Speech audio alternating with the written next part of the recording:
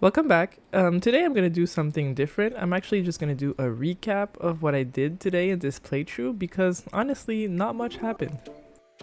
It was expected since we aren't really following the order of the story. So of course, there won't be much to do in a place that we're not supposed to be in yet. So I started out helping this little scrub with his little quest. He actually just wanted to know what was the sound he was hearing when it started raining. So I showed him the little frog echo that actually makes it rain when he cries, and he was so grateful that he gave us a little gift. 8 electro apples. So after that little quest, I made it north of the town because there was a little zone that I haven't covered yet, and I found a sort of temple. There was no way of opening it yet, so I assume I have to go and beat the other rift first. The path here just brought back to town, so I decided to go backwards and head where there was like a little pool of water. It was clear on my map, but I don't remember actually going there. On my way, I found the cutest little spider, but it really doesn't have much life. I mean, we got to kill it in one hit, but it's a baby Goma. It slings sticky webs to foes to slow them down. The webs are curiously flammable though. I don't know why it's curiously flammable, I mean it's silk. So after learning that silk is flammable, we actually found a hidden little hole with some web on it. So I cleared the water with the moblin and we tried to get up there. I was too concentrated on my setup to actually realize that the frog kept making it rain, and even though I got up here, my flammable echo wouldn't light up. So this was all pretty pointless on my part. I went down to get rid of him, and then when it came back up, I took the stamp. It took me a while to find a good combo to actually manage to get up here. I don't know why. I just wasn't thinking logically, but then I remembered that I could actually just grab the flame and bring it closely without making a sort of bridge. And with that we got more might crystal, which is great because that filled up our bar. And that was pretty much it for this side of the map.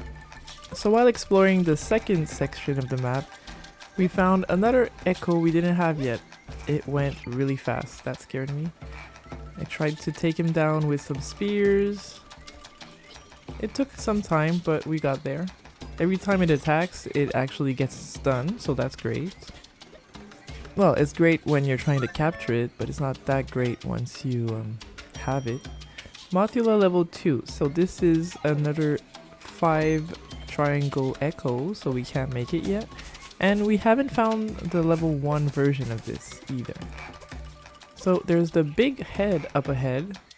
This is the area where I thought the temple was at first, but now I'm not too sure.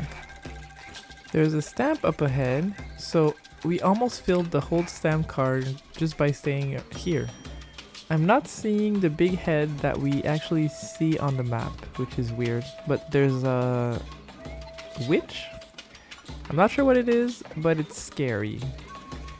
It teleports and it kills my moblin in about 2 hits, so I'm scared of getting close to it.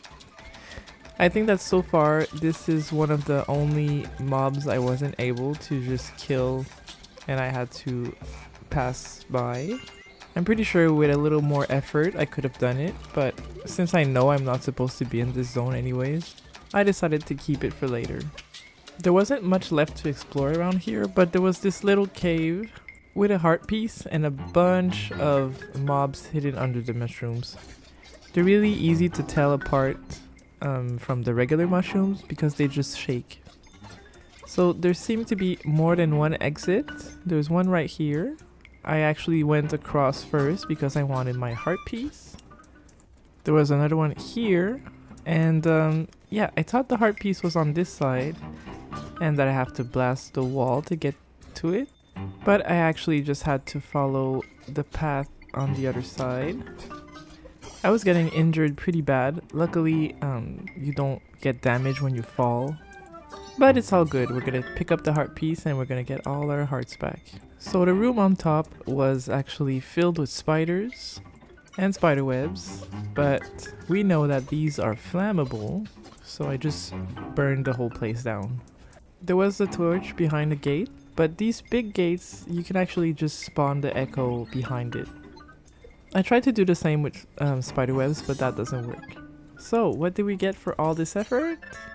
50 rupees. Okay, so then I headed to the next door, which I thought was actually the exit.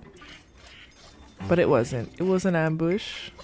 I used the fish bomb to just blast them all. And we got more apples. So once we were done here, this was actually the exit.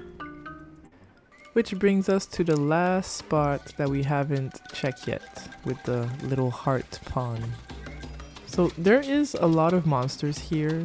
I guess that they assume you have at least 5 triangles here, so you can actually have a little bit more echoes with you. Because I must admit, it does take a little time to kill everything. So this path right here, blocked by the flower, actually brings us back to town. We already came from here. And on the other side, we have a hidden chest with more rupees, so the Great Fairy is going to be pretty happy about that. We have a warp zone near the Heart Lake, and a little scrub that's waiting for someone that he has a sweet on.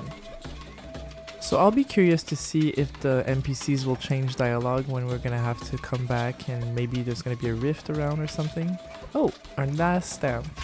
This stamps complete our booklet, and he gives us 3 golden eggs. That is pretty generous. Thank you for the new card, and we will be keeping an eye on more stamps.